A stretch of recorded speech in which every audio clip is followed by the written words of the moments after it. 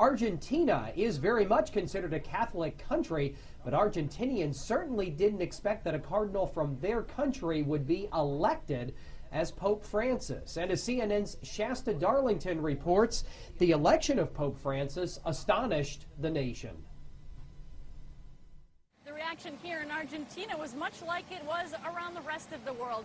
People greeted it with surprise. In fact, I'm right here in front of the cathedral where the now Pope Francis celebrated Mass, and nobody was waiting for this announcement. But when it came, 200, 300, 400, 500 people rushed over here to the plaza to celebrate this the first Latin American Pope, an Argentine Pope.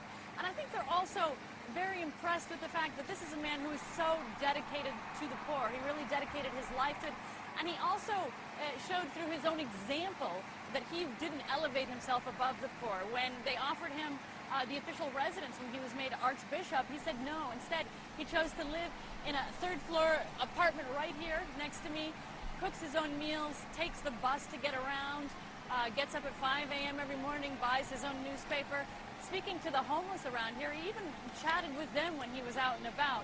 So he's a man who's respected for his austerity, for his simplicity, and yet there is a fair amount of controversy around this figure here in Argentina, and that's because he's associated to a certain degree with the Argentine dictatorship. He was actually accused of being complicit in the kidnapping of two Jesuit priests who were released a few months later.